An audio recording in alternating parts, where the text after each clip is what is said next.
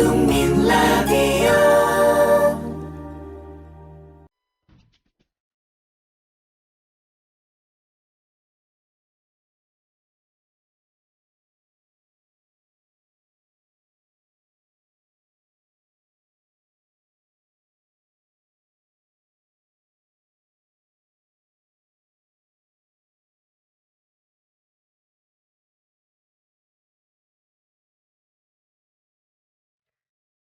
안녕하세요. 노혜경입니다. 이렇게 시작하는 게 아니군요. 노혜경의 그 옆새. 네. 예, 그럭저럭 이 성탄절이 열흘 정도 앞으로 다가왔어요. 근데 올해는 정말 길거리를 걸어가도 그야말로 크리스마스 캐롤 하나, 캐롤송 하나 들리지 않고 크리스마스 트리 구경하는 것도 정말 쉽지가 않죠. 이제 일부 상가에서 뭔가 크리스마스 장식 같은 것을 하고 있긴 하지만 예, 예년 같으면 온갖 교회들에서 각종 장식을 했을 텐데요. 요즘은 굉장히 그런 분위기가 없습니다.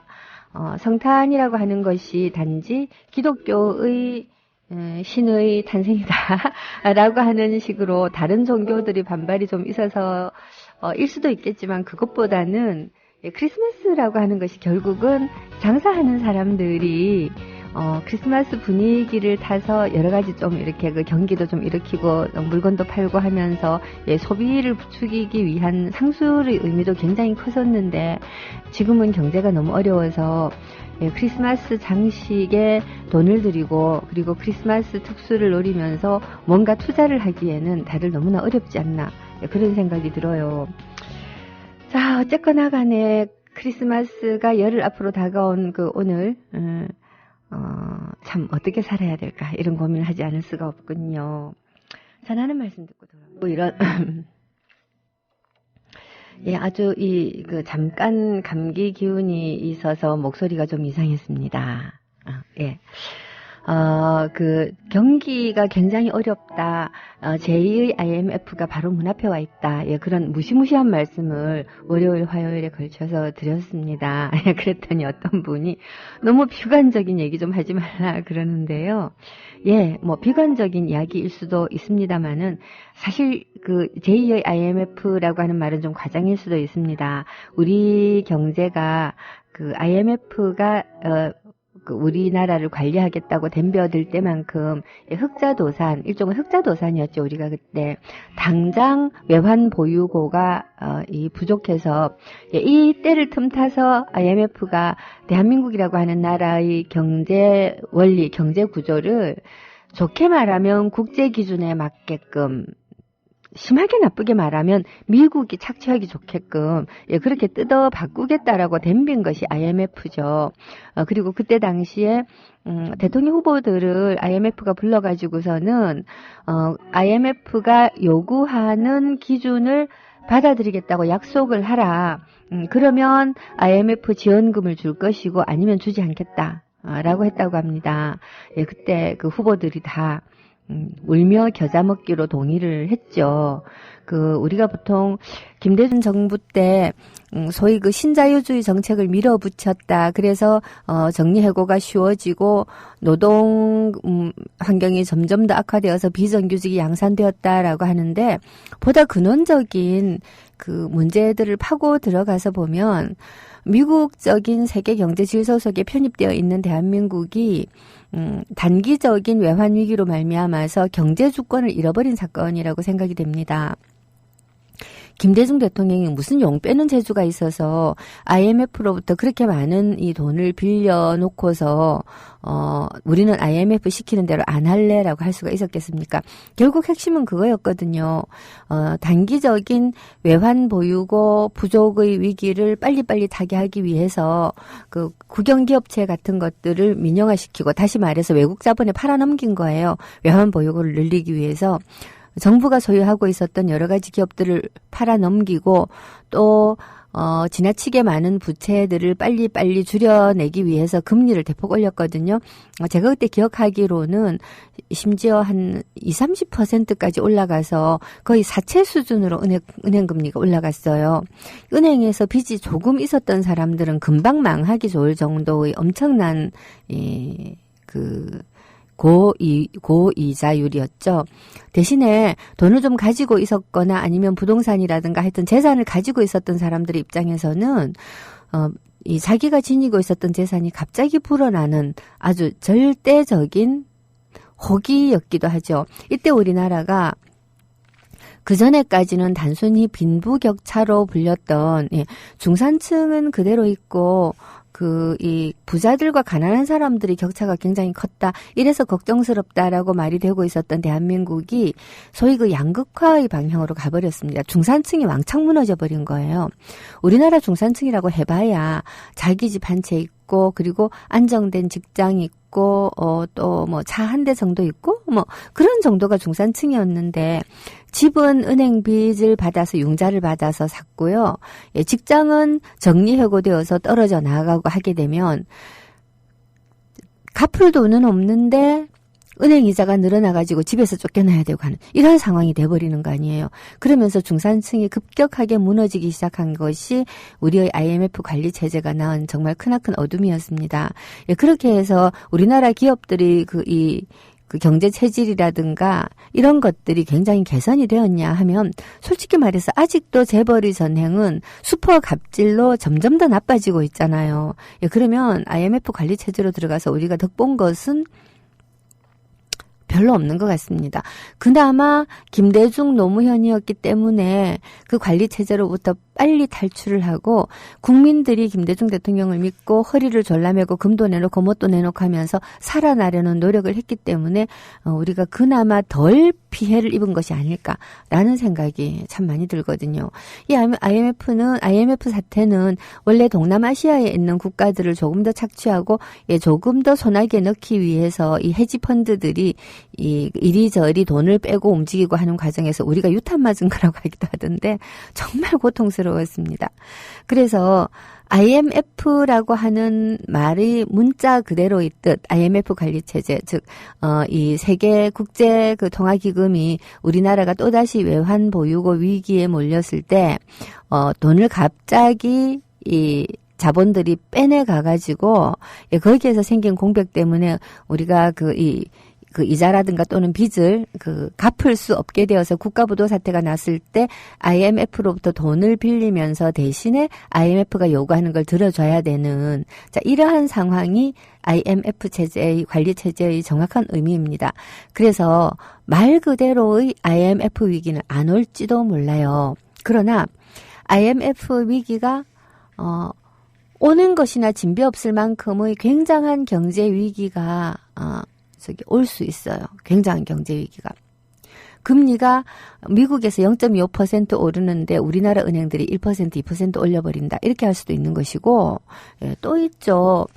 지금 박근혜가 노동업법이니 또 무슨 법이니 하고 통과시켜야 된다라고 이걸 통과시키지 않으면 국가의 위기가 온다라고 방방 떠드는 그러한 정책들은 결국은 상층부 굉장히 우리나라의 굉장히 부유층에 있는 사람들이 재산이 빠져나가지 않도록 철벽 방어를 하는 법률입니다. 즉 이 기업 입장에서 볼 때는 뭐 여러분들도 다 아시다시피 해고를 자유롭게 하겠다는 건 인건비를 줄이는 일이잖아요. 물론 우리나라 노동자들이 생산성이 그렇게 높지 않습니다. 그러나 노동자들의 생산성이 높지 않은 가장 큰 이유는 경영이 비합리적이기 때문입니다. 즉, 이 경영을 담당하고 있는 상층부 사람들이 무능과 비효율이 사실은 노동자들의 생산성 저하를 불러오는 가장 큰 원인입니다. 이것을 실제로 보면 산업 현장에서 정말 꼴통스러운 고문관스러운 사람들이 꽤 있죠.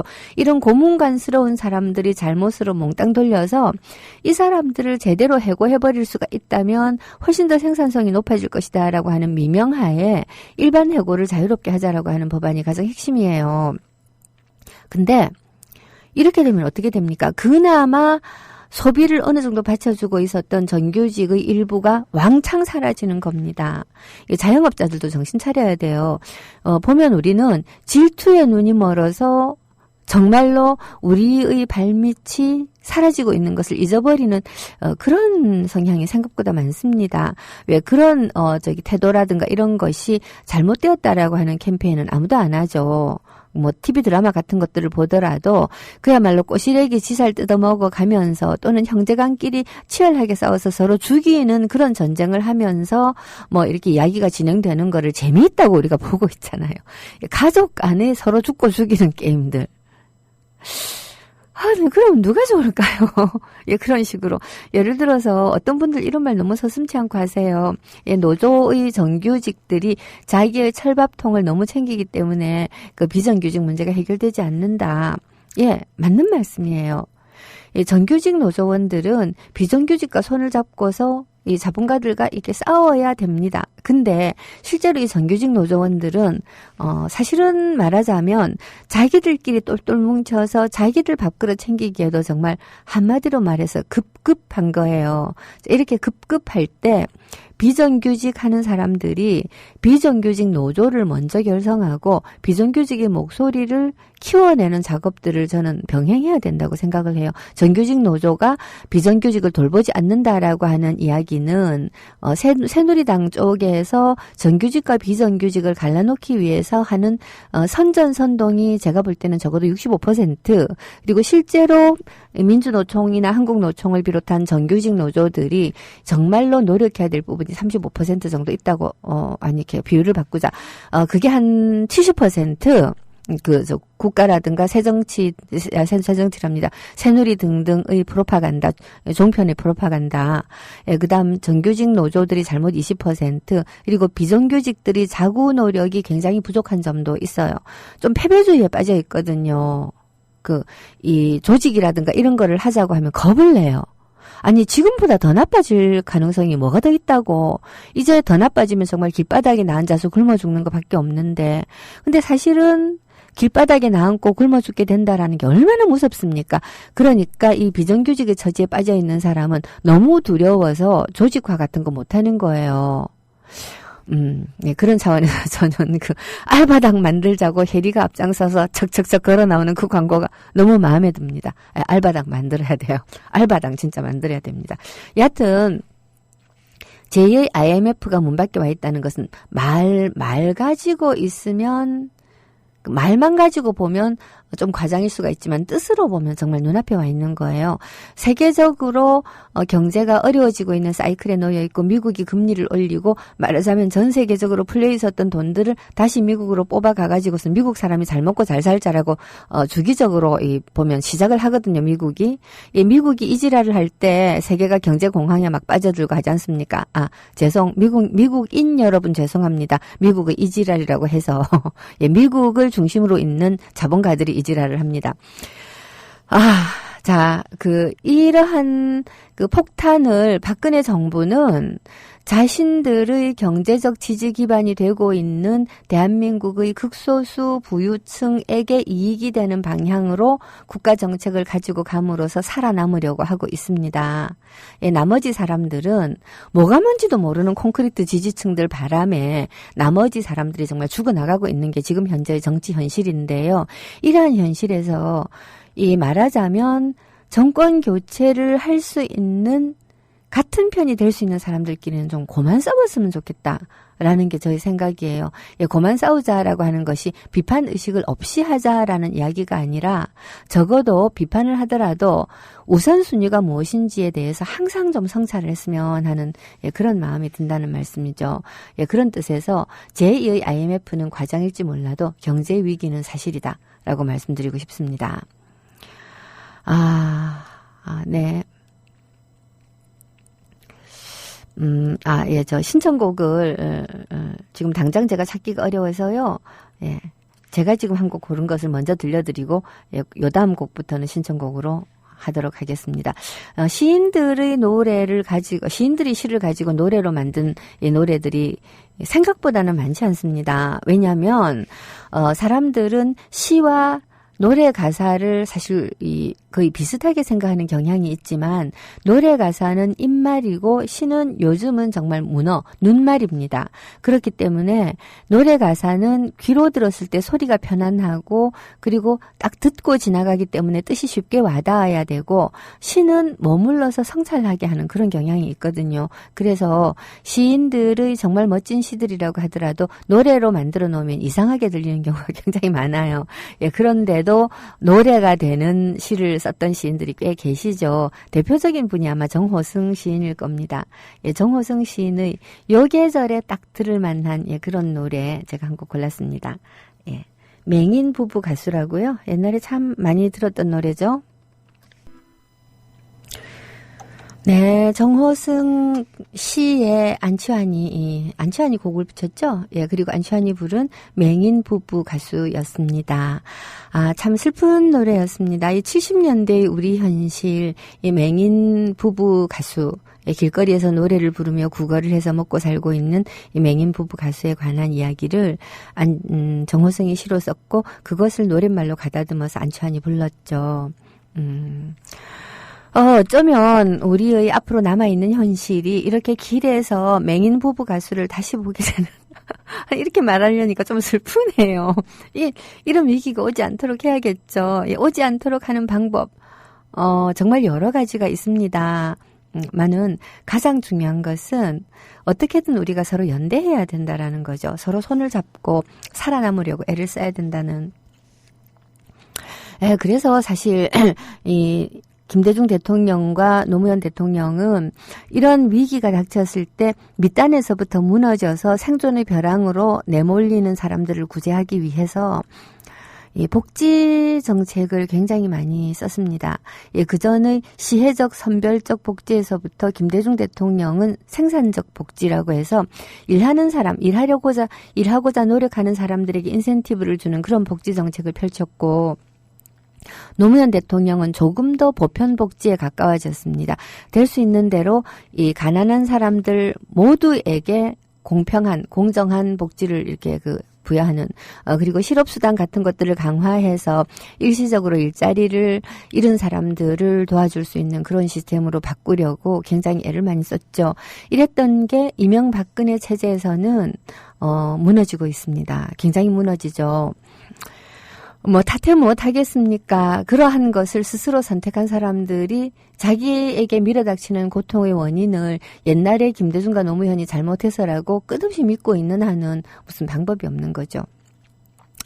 자, 어쨌든 그러한 사람들 때문이라고 하더라도 우리 경제가 외부로부터 밀어닥치는 위기를 방어할 만한 체질이 점점 약화되고 있다라는 것만은 사실입니다. 그리고 또, 제가 최근에 이렇게 보니까요, 우리 이 미디어 협동조합 국민TV도 굉장히 형편이 어렵습니다. 사실 지금 현재 국민TV의 어려움은 원인을 키워 들어가다가 보면, 처음에 국민TV를 결성하고 품었던 꿈의 크기와 실제 국민TV의 할 수 있는 능력의 크기가 안 맞았던 것이 가장 중요한 원인이지요. 자본금이 예를 들어서 이렇게 돈으로 비교하면 못하지만 자본금이 100이 있어야지만 할 수 있는 그런 방송사의 규모를 자본금 10을 가지고 하려고 했다라고 저는 생각을 해요. 제가 이런 말을 자신 있게 할 수 있는 것은 처음에 국민TV 설계를 할 때 저는 그때 같이 하지 못하고 있었지만 관계한 분들에게 굉장히 이건 위험하다라는 말을 많이 했거든요. 국민TV는 어떻게 보면 외형상 라디오 21히트를 따라가고 있었는데 거기에 케이블 TV의 요소를 약간 가미를 했습니다. 근데 그렇게 가면 망합니다. 계속적으로 굉장히 많은 운영 자금이 투입이 되어야 되는 그런 구조고, 이 운영 자금을 광고 수입이 뒷받쳐주지를 못하면 망하게 되어 있는 구조입니다. 근데 아시다시피 없는 살림에는 싸움이 많이 납니다. 예, 분배의 우선순위를 어떻게 할 것인가. 강한 가부장 아버지가 있는 집에서는 그렇게 하죠. 큰아들에게 몰아주자. 그리고 큰아들 네가 출세하고 성공해서 다른 아우들을 돌봐라. 예. 그렇게 강한 그게 없는 집에서도 어떤 집에서는 야, 딸 네가 공부 잘하니까 네가 공부해가지고 출세를 해가 우리 가족의 가문의 영예를 빛내라. 우리는 이렇게 살란다. 또 어떤 집에서는 다 함께 우리 고등학교 정도만 졸업하자. 대학 굳이 보낼 것 없이. 이런 식으로 결정을 해가지고 집의 한정된 제한된 자원을 분배하는 작업을 합니다마는 이 국민TV 같은 경우는 지속적으로 지출 구조만 방만하고 수익 구조가 굉장히 약화된 상황에서 도저히 안 되니까 정리해고 비슷한 걸 해야 되는 겁니다. 근데 이걸 하는 과정에서 이 모든 경영진들이 제가 볼 때는 다소간 커뮤니케이션 에러, 소통 부족, 커뮤니케이션 에러나 소통 부족이나 기타 등등 다양한 면모들을 발생시키면서 망하는 집구석의 모든 모습을 다 보이고 있는 상황이 되었고 지금은 어떻게 보면 비상 그 경영진 체제인데 용 빼는 재주가 있어도 이거 참 살려내기 어렵습니다. 이럴 때일수록 우리 미협조합원들이 단결을 해야 되는 거죠. 단결해야 되는데 여전히 분란이 있고 네가 잘했다 내가 잘했다라고 굉장히 서로 많이 다투면서 현저히 약화되고 있는 것 같아요. 저희 판단으로는 이런 방식으로 가면 빠르면 금년 말 늦으면 한 2월, 3월 총선하기도 전에 문을 닫게 되지 않을까 하는 염려가 들 정도로 약화되어 있는데 이게 현 이사장 책임은 아닙니다. 그렇다고 해서 그 이전 이사장 책임이라고 하기도 어려워요. 초기 설계가 잘못되었고 이 초기 설계를 완전히 재편성하기 위해서는 조합원들 모든 분들의 마음이 합심해야 되고 모든 분들이 처음의 마음으로 돌아가서 다시 시작한다는 마음으로 여기를 지원하고 지지를 해야 되는데 지금 보면 다들 마음들이 너무 상해가지고 싸우고 계시더라고요. 저는 그 미협 게시판에 거의 안 들어가는데 어제 들어가서 보니까 여전히 싸움이 진행이 되고 있는 그런 분위기였습니다. 물론 분노하는 마음도 알고 시비를 가르고 싶은 마음도 알고 옳고 그름에 대한 그분들의 말씀이 옳을 수도 있습니다. 그렇지만 이 병을 고치자고 사람 배를 갈라놓고 수술 방법 가지고 싸우면 환자가 죽습니다. 미협은 지금 죽어가고 있다라고 제가 감히 말씀드리고 싶어요. 그리고 이게 깨놓고 말해서 지금 대한민국의 꼬라지하고 똑같은 거죠. 우리가 미워하면서 우리가 미워하는 사람들의 행태를 반복 학습해서 똑같이 가고 있다라고 말을 하면 너무 가혹한 이야기일까요? 70년 동안 불과 10년을 제외하고는 우리가 배운 게 그것밖에 없으니까 우리의 의식 구조를 굉장히 변화시켜 가지고 함께 살 수 있는 문자 그대로 민주공화국으로 만들어갈 수 있는 마인드가 부족할 수도 있습니다. 그 부족함을 채워보고 우리 스스로를 훈련하고 보다 많은 정보들을 사람들한테 주고자 우리가 함께 힘과 마음을 모아서 설립한 게 이 미디어 협동조합 국민TV라면 살려보려는 노력을 함께 하자고 말씀드리고 싶습니다. 아니 주제와 완전 어긋난 얘기를 제가 했네요. 그런 뜻에서 노래를 한 곡 듣고 다시 이어가도록 하겠습니다. 신청곡이요. 박원주님 신청곡이에요. 처음 내가 고백한 그날처럼.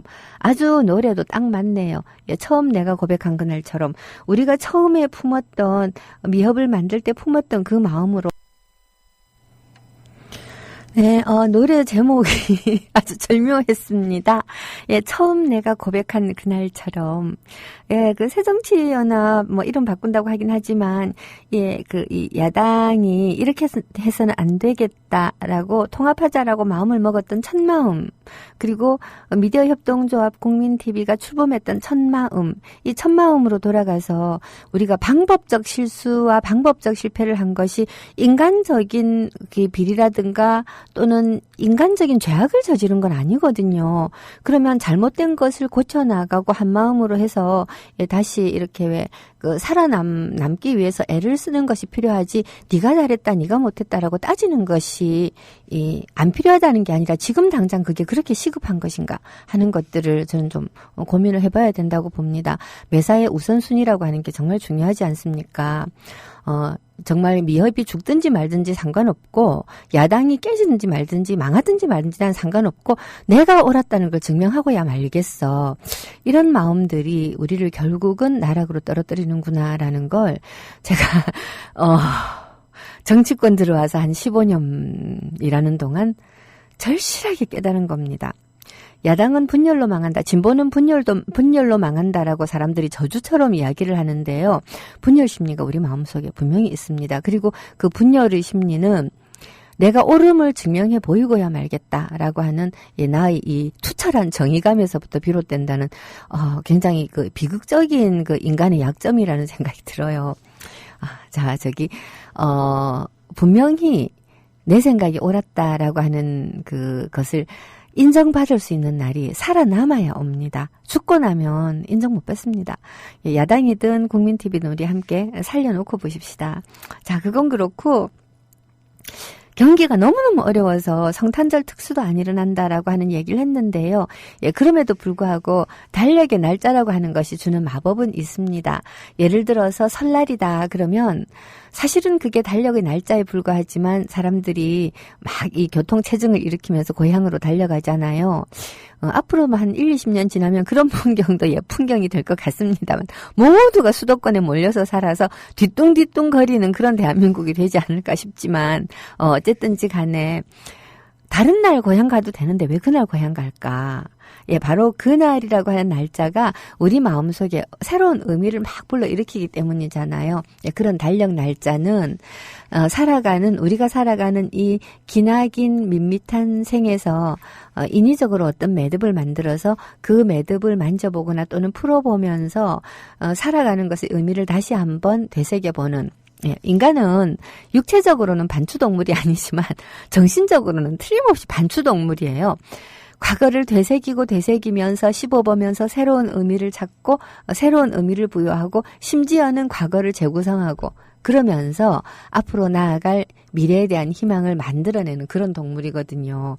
그래서 날짜라고 하는 건 굉장히 중요한 씹을거리, 먹을거리라는 생각이 들어요. 12월 25일 성탄절, 석탄일, 불탄일 성탄절 이렇게 말하는데 저도 천주교 신자라서 그냥 무심코 성탄절 이렇게 말을 하지만 사실 이 성탄절이라고 하는 건 예수만 성은 아니잖아요. 그래서 좀 이 붙여주기 아까운 이름이긴 합니다. 그래서 크리스마스에 대한 얘기를 조금 하도록 하죠. 우리가 크리스마스를 성탄절이라고 번역을 해서 부르는데요. 엄격하게 말하면 예수가 이날 태어났는지는 알 수가 없어요. 언제 태어났는지 정확하게 모르지만 이날을 로마 시대의 크리스마스의 미사, 크리스마스라고 하는 것은 이 X가 그리스도라고 하는 그리스도의 히라버의 첫 글자가 X거든요. 소리가 크 발음이 난대요. 그래서 엑스마스라고 부르기도 하고 크리스마스라고 부르기도 하는 거죠. 우리가 엑스마스라고 하는 우리나라 사람들이 하는 거고 이 X를 크리스라고 약자라고 생각해서 크리스마스, 그리스도의 미사라는 뜻인데요. 이 그리스도의 미사는 그리스도가 태어난 날이라기보다는 그리스도를 기념하는 날 또는 그리스도가 오신 날인데 정확하게 말하면 예수가 태어난 날을 말하는 게 아니에요. 그리스도가 오신 날이다. 그럼 그리스도는 뭐 하는 사람이냐? 구세주라는 뜻이거든요. 구세주. 자, 이 예수와 구세주는 어떻게 다르냐? 예수는 지금으로부터 한 2100년, 지금이 몇 년이죠? 2015년이구나. 어쨌든 한 2000년 정도 전에, 저기 예루살렘에서 태어나, 나사렛 지방에서 목수 일을 하면서 생업을 삼다가 나이 30살에 뜻한 바 있어 출세간하여 종교적 지도자가 된 바로 그 어떤 남자입니다. 그리고 그리스도는 바로 그 남자가 알고 보니까 우리를 죄에서 구원하러 오신 구세주였구나라고 하는 뜻에서 붙인 그리스도잖아요. 되게 잘난 척하고 있군요. 제가 아는 척, 잘난 척. 근데 이 크리스마스의 유래는 교회가 예수의 생일을 그때로 기념했다는 썰이 있고, 이 로마 제국으로 그리스도교가 전파가 되어가지고 로마의 국교회가 되면서 원래 로마 신화적인 세계 속에서 구세주의 내지는 영웅의 탄생을 알리는 그러한 로마의 어떤 절기 명절 이런 것들이 교회의 이 전통하고 합쳐져서 생긴 거다라고 하는 썰이 있는데요. 근데 실제로 신약 성서를 보면 예수가 언제 태어났는지 그 날짜 하나도 없거든요. 그래서 아마 그리스도의 생일을 기념하고 싶은 교회의 습속이 로마 제국의 풍습 가운데서 새해가 시작되는 날, 이 날이 이제 동지. 동지가 새해가 시작되는 날이에요. 동지를 골라서 성탄절로 삼은 것이 아닐까라는 생각이 듭니다. 근데 이게 되게 재미있는 부분이에요. 동짓날이 예수의 생일이다라고 정한 것은 예수가 지니고 있는 어떤 영웅적인 면모하고 굉장히 관련이 있는 거죠. 예수는 일반적인 서구의 그리스 로마 시대의 신화 속의 신들하고 굉장히 다른 부분이 있어요. 신화 속의 신들 또는 영웅들, 그리스 시대의 대표적인 영웅이라고 하면 이 오이디푸스 같은 사람들이 있겠죠. 역병에서 도시를 구해내고 왕이 된. 그러나 자기도 모르는 사이에 저질렀던 죄악으로 말미암아서 몰락해가는 비극적인 영웅. 이게 이제 전형적인 서구의 영웅이에요. 한마디로 굉장히 고귀한 신분으로 태어나서 온갖 종류의 고난을 겪고 난 다음 다시 고귀해지는 그러한 사람이 영웅인데, 이 영웅이 몰락하는, 자기 잘못이 아닌 잘못으로 몰락하는 이야기가 비극이라고 불리는 거죠. 근데 이 예수라고 하는 영웅은 아주 독특한 데가 있어요. 실제로 이 영웅은 동양에서도 서양하고 마찬가지로 고귀한 신분으로 태어나서 민족을 고난에서 구해내는 몸들이 다 영웅이지만, 이 동서양 막론하고 민중의 영웅은 굉장히 형식이 달라요. 민중의 영웅이라고 하는 것은 민중들 속에서 굉장히 가난하고 힘든 약한 자들 속에서 태어나서 엄청난 박해 끝에, 기득권의 박해 끝에 죽습니다. 죽지만, 그 죽음이 죽음으로 끝나지 않고 민중의 마음에 부활하여 민중들로 하여금 체질을 들러엎는 힘으로 다시 태어나죠. 이게 민중의 영웅의 사이클인데요. 스파르타쿠스라든가 이런 영웅들이 있죠. 많습니다. 우리 동양에도 이렇게 사실 보면 영웅이 되어버린 사람들도 있어요. 대표적인 케이스가 이 주원장, 그 거지에서부터 명나라를 세우는 임금이 되죠. 제가 좀 헷갈리고 있는지 모르겠는데, 주원장, 그렇습니다. 굉장히 가난한 거렁뱅이에서부터 몸을 일으켜서, 주원장이 어느 나라입니까? 명나라 맞죠? 명나라 임금이 됩니다. 그런가 하면 삼국지에 나오는 유비 보세요. 유비. 정말 저는 유비를 거렁뱅이들의 대장이라고 생각하거든요. 유비가 조조한테 쫓겨서 도망을 갈 때 하루에 이렇게 십리를 겨우겨우 갔다는 겁니다. 이 마차를 타고 가기 때문에 30리고 50리고 가려면 갈 수가 있는데 하루에 10리길을 못 간 이유는 10리길 맞나? 하여튼 조금밖에 못 가서 이 쫓아오는 조조군의 속도에 비해서 현저하게 느리게 도망갈 수밖에 없었던 이유는 그때 이제 유비가 처음에 주둔하고 있었던 지역의 주민들이 유비가 도망을 가겠다라고 하니까 유비를 따라서 이고지고 나서는 겁니다. 울며불며 따라가는 겁니다. 유비 죽으니시여 우리를 버리지 마소서 하고 울고불고 따라가는데, 이 사람들을 버릴 수가 없으니까 정말 완전 거짓대를 끌고서는 엉금엉금 기어서 도망을 가는 거예요. 근데 이게 저는 삼국지에서 가장 아름다운 장면 같아요. 유비 본인도 보면 굉장히 집신 삼던 사람들이었던가요? 하여튼 지역에서 굉장히 돈을 적게 버는 영세 자영업자 비슷한 사람이었는데, 이 높은 뜻을 세우고서는 이 혼탁한 세상에서 도탄에 빠진 국민들을 국민이라고 해야 되나? 이 인민들을 구해내리라 이렇게 하고 나섰지 않습니까? 이 마음을 사람들이 아는 겁니다. 물론 그때 당시의 시대상 왕족 출신이 아니라면 깃발을 들고 잘난 체를 할 수가 없으니까 유비가 한의 후예다. 성이 유가다. 근데 그걸 어떻게 알겠어요? 우리나라 성씨도요. 구한말 정도에는 뭐 노비가 우리가 몇 %였다더라? 그 어마어마하게 노비 비율이 높은 성이 없는 사람들이 비율이 굉장히 높고 성이 있는 사람들의 퍼센테이지가 뭐 30%도 안 되는 그러한 시대에서 갑자기 성씨가 늘어났으니까 이 유비가 자기가 한의 후예라고 하지만 그 유자가 그 가짜 유씨, 유가를 참칭한 것인지 어떤지 우리가 알 수가 없는 거죠. 역사라고 하는 것은 승리하고 나면 바꿔서 써도 되니까요.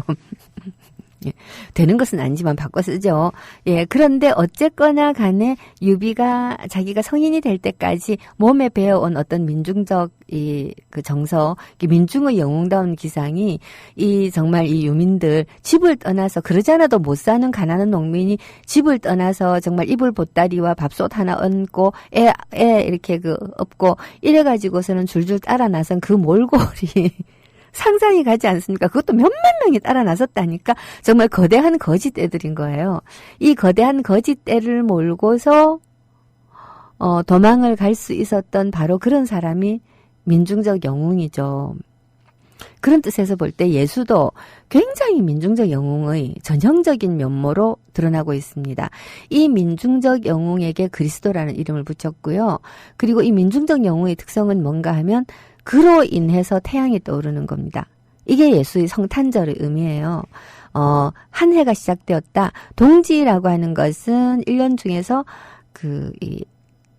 낮이 가장 짧은 날이잖아요. 그러면 동지가 지나면 어떻게 됩니까? 다시 낮이 길어지죠. 빛이 찾아오기 시작을 합니다. 이 날을 이 고대 이렇게 오리엔탈 근동 지방에서는 굉장히 큰 축제로 기렸는데 이 축제의 의미가 예수의 탄생과 겹쳐지면서 우리가 지금 알고 있는 크리스마스가 생겼다라는 거죠. 자, 그렇게 보면 이 동양적인 영웅, 동양적인 민중 영웅의 면모와도 아주 흡사한 데가 있고요. 특히 우리의 우리의 민담 속에 아기장수 설화의 아기장수하고 굉장히 닮은 데가 있지 않습니까? 이 예수라고 하는 민중적 영웅은 결국은 기득권들에 의해서 처형되고 그리고 사흘 만에 부활합니다.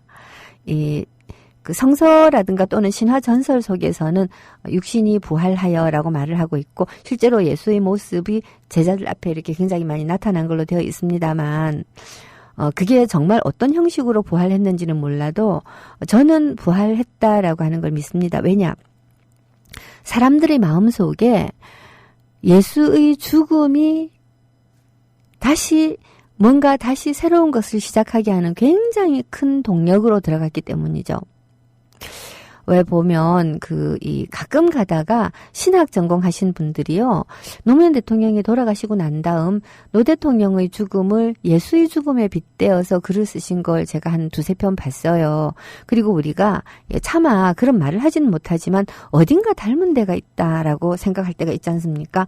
왜냐하면 이 예수의 경로, 민중들 속에서 태어나서 정말 사람들에게 정치적인 변혁을 넘어서는 어떤 종류의 정신적 지진을 일으킨 다음 기득권의 박해를 받아서 죽음에 이르고 그리고 그 의미가 다시 사람들 속에 폭발적으로 일어나는 이러한 사이클이 이 노무현 대통령의 그것이 예수의 그것을 상당히 많이 닮아가고 있기 때문이죠.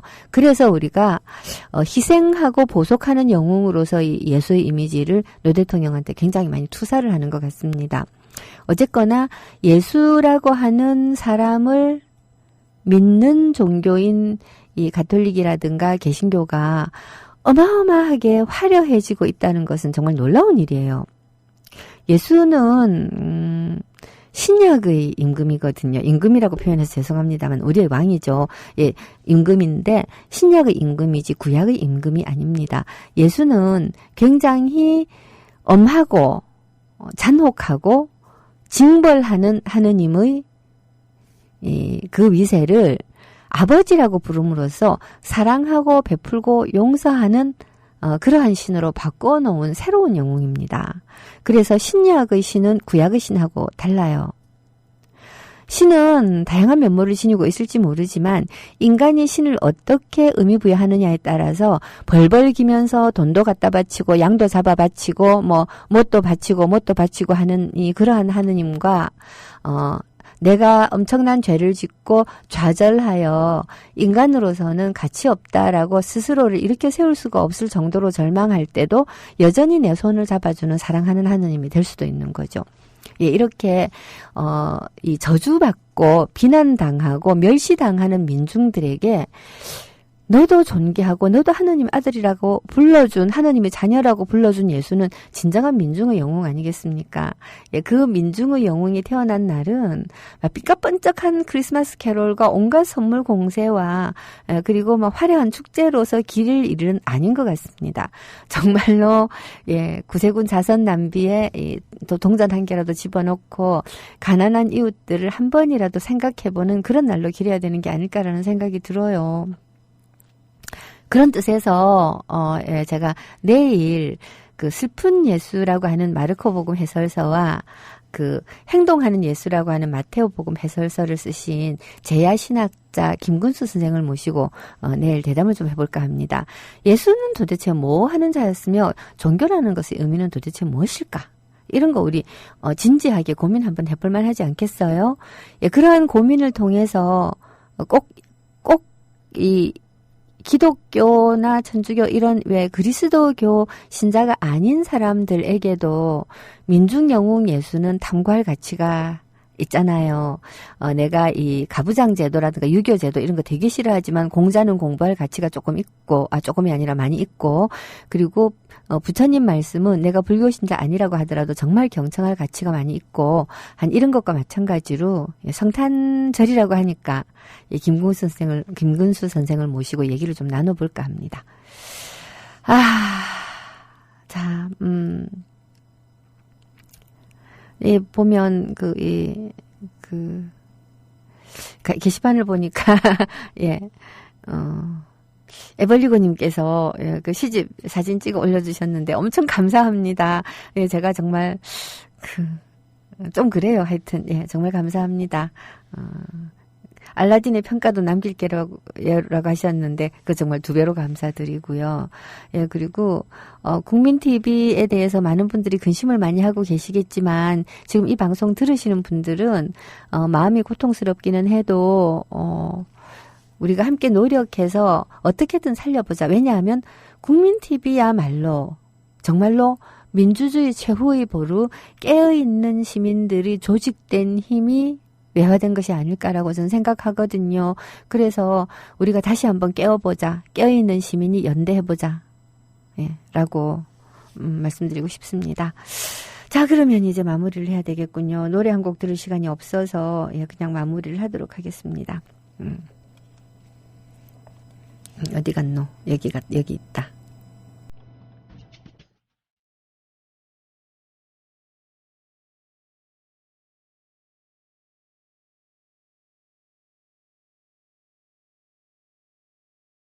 네, 게시판에 클라 여왕님께서 예수 동생 근수 편집장님 기대할게요 하셨는데, 예, 기대하셔도 좋을 것 같습니다. 근수 편집장님, 저도 되게 기대합니다. 재미있는 방송으로 엮어드리겠습니다. 종교란 무엇인가, 예수란 무엇인가, 이런 얘기들 저도 기대가 많이 되네요. 노혜경의 그 옆새. 오늘 방송은 여기서 마무리하고요. 다시 한번 간절히 부탁드립니다. 분열하지 말자. 이런 얘기를 하고 싶은 것은 아니에요. 시국이 시국이니만큼 우선순위를 먼저 가려서, 병들어 있는 우리 자신의 병소를 도려내는 일이 우리를 죽이는 일이 되지는 않게 하자.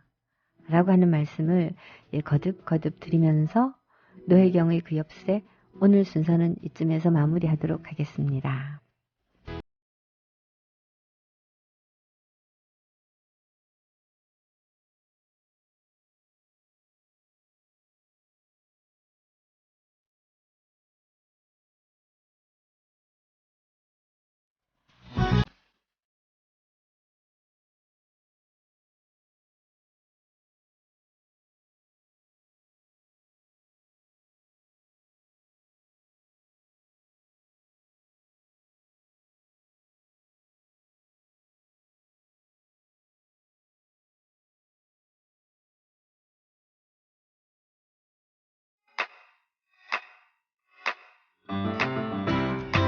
국민 라디오 지지하는 4가지 방법 아시나요? 다운로드하기, 별점 주기, 댓글 달기, 구독하기. 국민 라디오를 보다 많은 이들에게 전할 수 있는 가장 손쉬운 방법. 다운로드하기, 별점 주기, 댓글 달기, 구독하기. 잊지 마세요. 다운로드하기, 별점 주기, 댓글 달기, 구독하기.